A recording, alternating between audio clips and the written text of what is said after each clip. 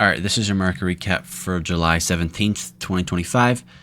Today, as you can see, we had a very bullish expansion day. We closed above all-time highs after a bunch of days of consolidating, waiting to do so. So if we go down to the hourly time frame, we can see London session, but actually Asian session expanded upwards. London session retraced us downwards. And then pre-market, we rallied up above this high. So I was waiting for some sort of retrace before continuing to play long for the day, targeting all-time highs. And then once we reached that and above, we kind of just stopped.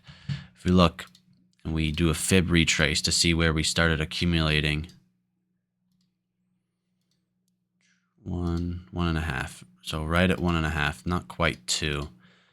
Right at 1.5 was where we were starting to accumulate. Now, if we go down to the 15-minute time frame, here's what I was playing off of. So we took out this high at 9. I was waiting to see what price would do in the meantime. This is an okay retrace for me. The only reason that is, it's a little deep for my liking, but it did give us an SMT of these lows as ES did stay higher within this bullish expansion that we just put in pre-market. So with this low being taken, we had an SMT. I played long off of that. There's a really big retrace around, 10, 20, which took me out of my full position in profit, but my finals was all-time highs, so I would have liked to hold all the way to there. But I honestly, this big of a retrace at 10.20 kind of surprised me. So once we reached that, lunch kind of went horizontal, and the same thing for PM session, really. 5 minute, there's not much more. We can just see that we closed, or we took out this high, closed above it, and then hit a big retrace during the macro, actually, the 10 o'clock macro, which helped us retrace to equilibrium. All right, equilibrium was there. We went a little lower to tap into the nearest inefficiency, which it's textbook. But usually when the move starts, when the move starts at 9:30, give or take, it can retrace at the macro. So looking back, I do think I was just a little scared of being more in drawdown than I would have liked. But that ended up leaving a couple $1,000s on the table for me. So we then expanded upwards from this 5 minute fair value gap to all-time highs. We closed above those, had this 5 minute fair value gap, which we started consolidating into lunch. We then expanded a little bit and then kind of just went horizontal for the whole rest of the day. So if we go down to the 1 minute time frame, we can see again Asian expansion, London retraced, pre-market expansion, took out this high over here.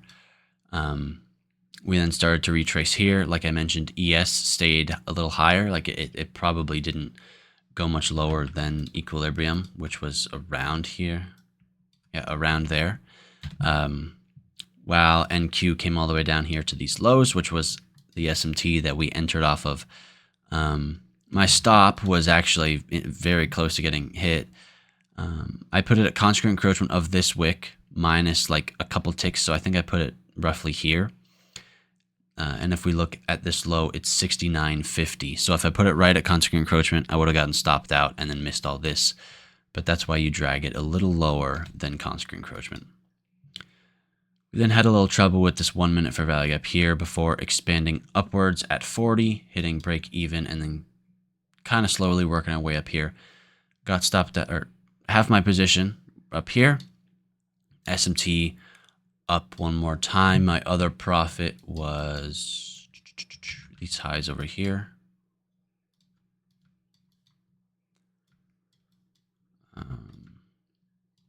Yeah, these are my other set of take profits that I had apart from fulls up at all-time high. So we were close to there. We had an SMT of highs, came down once ES. Yeah, you can see I entered right there because once ES took out this low, I decided to cut the position. When in reality, since the move technically did start pretty early, it is normal and within the bounds of the trade to retrace at at the 10 o'clock macro, I was, like I mentioned, just a little scared because if, let's see, I entered here, right? And so this would have been a bit of drawdown on my account given the trailing drawdown. But if I held, it would have yielded a lot of results. I honestly, though, with how the markets have been this week and really the past month, I was skeptical as to whether we would actually have a big expansion day today or just another, right, come up to this high, come all the way back to this low, to this high, to this low, right? How we have done the past 2 days. So I was a little hesitant to hold, and so I ended up getting out here. But if I did hold, that would have been a good amount. Again, once we took out all-time highs, kind of went horizontal, staying within this 5 minute, nicely respecting the bottom of it. Expanded again, created an SMT of these highs, sent us horizontal. Algorithm kicks back in at 130. Rallied, took out these highs. ES made equal highs.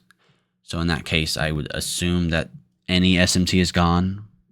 And then we came down, SMT of these lows, which could have been traded.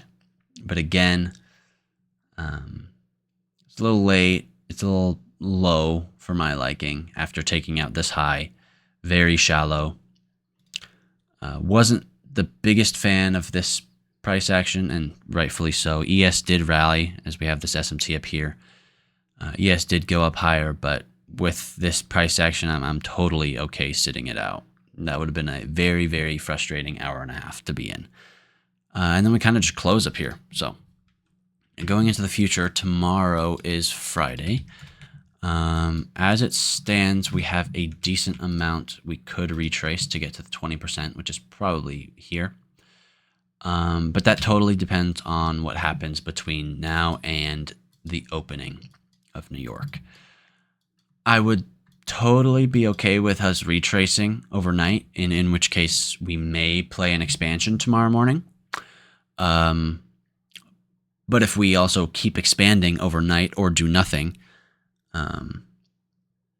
then I would be looking for the classic TGIF retrace of 20 to 30% of the entire weekly range. So again, it's one of those things where you just got to sit and wait, see what the market does in the meantime. So this has been your market recap for July 17th, 2025.